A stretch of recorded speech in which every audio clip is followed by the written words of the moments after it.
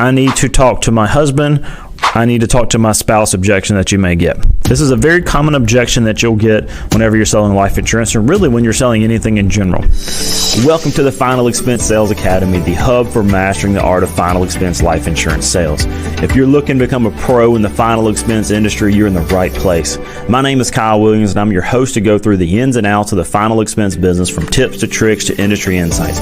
We cover everything you need to close deals with confidence, provide true value to your clients, and become a better insurance agent. So hit that subscribe button. Let's get started on elevating your sales game one video at a time.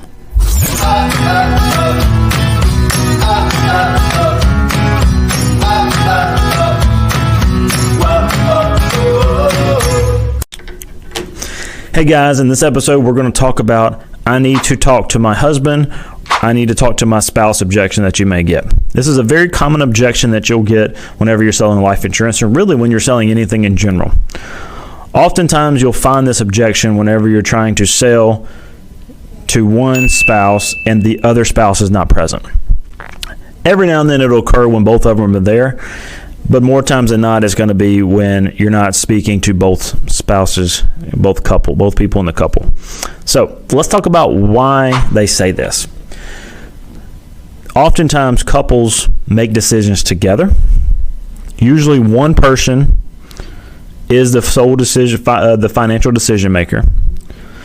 They oftentimes want affirmation that they're making the right decision.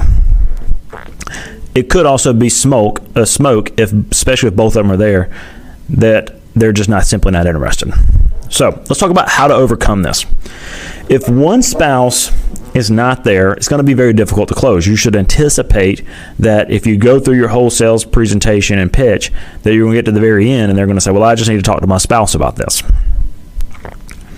So before you do waste all your time doing that, find a time to come back or set up a meeting to come back when you can talk to both spouses together.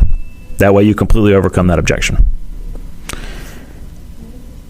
If both of them are present and they say, well, I need to talk to my spouse about this in private, what you simply say is, well, look to the other spouse, say their name.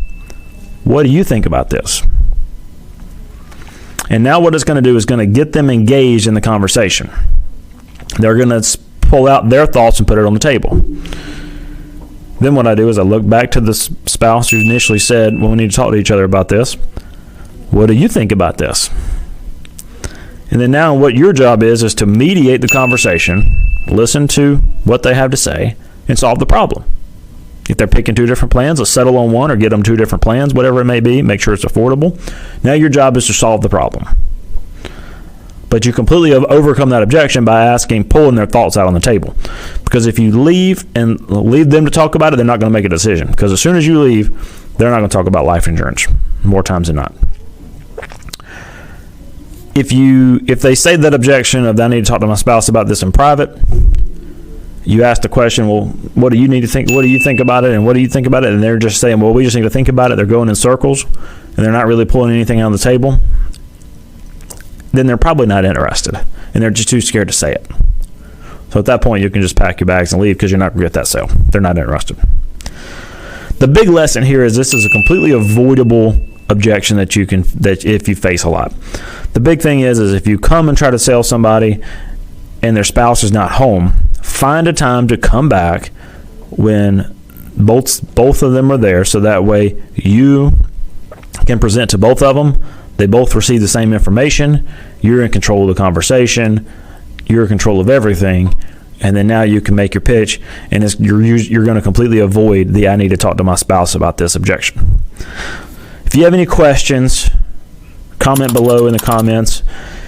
Be sure to subscribe so that way you can catch the latest videos. If you got anything valuable from this video, be sure to share it with your friends, share it on social media, and comment below what was your favorite piece of content in this video, and we'll see you in the next episode.